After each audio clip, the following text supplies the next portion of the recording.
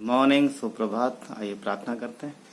पिता, धन्यवाद देते हैं आज की सुबह को आपके हाथों में सौंपते हैं। आप अगुवाई करो। आप हमारे जीवन के रक्षक हो परमेश्वर। आप जीवन देते हो और आप जीवन को बचाते हो और जीवन की अगुवाई करते हो परमेश्वर। थैंक यू, धन्यवाद देते हैं यीशु के नाम से, आमीन।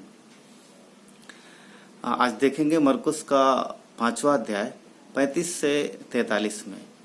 यहाँ पर हम सब जानते हैं कि यहाँ पर एक आराधनालय का सरदार है, उसकी बेटी है और जिसकी मृत्यु हो गई है और यीशु मसीह उसके घर में है और लोग वहाँ पर सब रो पीट रहे हैं। तो लोगों ने यीशु को बोला, क्यों रोते हो?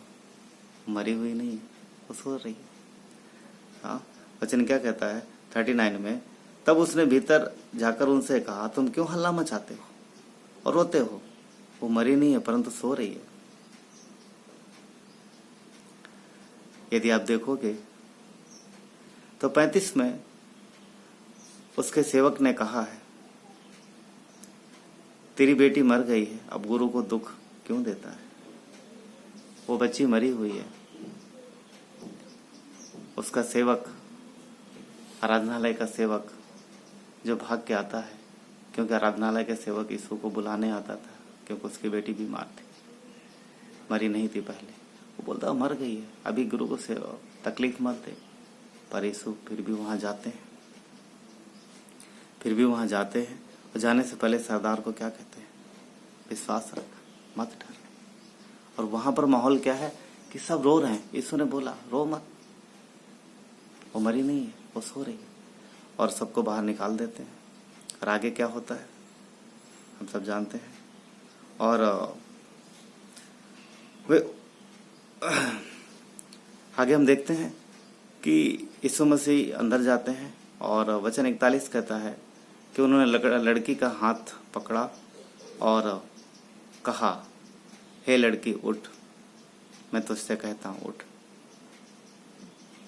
यहाँ पर जो शब्द है तलीता कुमी, जिसका अर्थ है, बाइबल बताती है जिसका अर्थ है कि हे लड़की उठ, मैं तुझसे कहता हूं उठ। आगे देखते हैं क्या होता है कि वो लड़की तुरंत उठकर चलने फिरने लगी, क्योंकि वो 12 वर्ष की थी। इस पर लोग बहुत चकित हो गए। फिर उन्होंने उसे चिताकर आज्ञा दी, फिर उसने उन्हें चिताकर आज्ञा दी, ये बात कोई जानने ना पाए, और कहा, इसे कुछ खाने को दो। परमेश्वर जीवन का रक्षक है, वो जीवन को देने वाला है, वो जीवन को संभालने और बचाने वाला है। यहाँ पर हम देखते हैं वो लड़की जो मरी हुई थी, यीशु ने उसे पुनः जीवन दिया। वो शरीर में मरी थी और यीशु ने उसे दोबारा जीवन दिया। हम देखते हैं कि यीशु के पास वो सामर्थ है कि वो मुर्दों को जीवित करता है, जीवन देता है। इस बात को यदि हम आत्मिक तौर पे लें तो हर वो व्यक्ति जो आज दुनिया में जीवित है, वो परमेश्वर से रहित है। और बाइबल बोलती है जो परमेश्वर से रहित है वो मरा हुआ है, और उसे नया जन्म तब मिलता है जब वो मसीह पर विश्वास करता है, उसे नया जन्म मिलता है। तो ये लड़की यहाँ पर शरीर में मरी हुई है, यीशु ने उसे दोबारा जीवित किया और इस लड़की ने इस यीशु पर विश्वास किया। यीशु ने इस लड़की पर तरस खाया, उसके माता पिता पे तरस खाया। उसके बाद यीशु क्या बोलते हैं, इसको कुछ खाने को दो। खाना जरूरी था, इसीलिए यीशु ने बोला इसको कुछ खाने को दो। शायद वो बीमारी की वजह से वो थोड़ा कमजोर होगी, यीशु ने बोला उसे कुछ खाने को दो। अब खाना जरूरी है, भोजन जरूरी है जो दिया जा रहा है यीशु के द्वारा। भोजन देने के बाद यीशु ने कहा, इसको कुछ भोजन दो, इसे कुछ खाने को दो। हम परमेश्वर पे विश्वास करते हैं, हम नए जन्म पाए हुए लोग हैं, उद्धार पाए हुए लोग हैं। आज हमें मसीह कहता है इन्हें खाने को दो, क्योंकि जो जीवित है उसे भोजन की जरूरत है, जो मरा हुआ है उसे भोजन की जरूरत नहीं है। भूख उसको लगती है जो जीवित है, पर जो मरा है उसे भूख नहीं लगती। यीशु ने इस बच्ची को जिंदा किया और उसे बोला, इसे खाने को दो।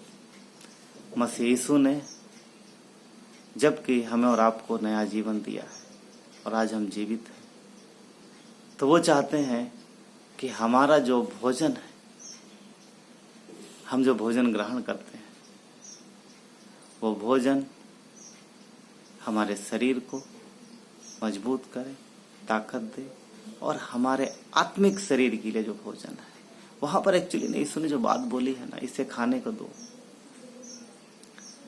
यीशु कौन सा खाना देते हैं? परमेश्वर का वचन।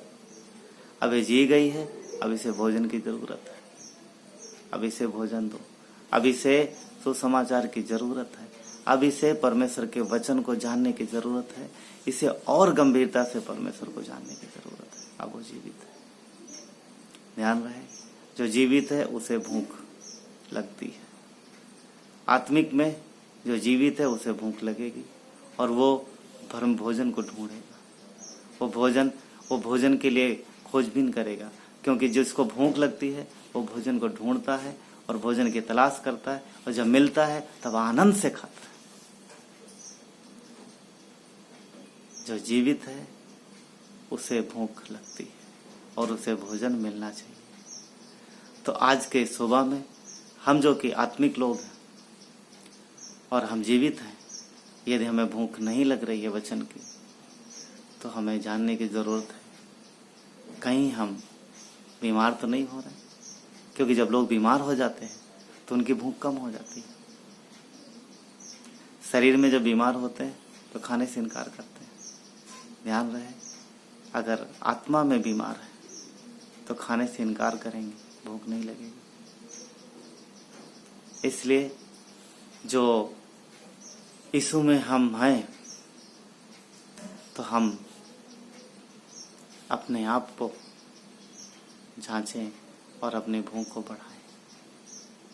भूख बढ़ाएं, परमेश्वर के नजदीक आए और पौष्टिक भोजन करें, ताकि अगर बीमार हैं तो हम स्वस्थ हों और हेल्दी हों और मजबूत हों।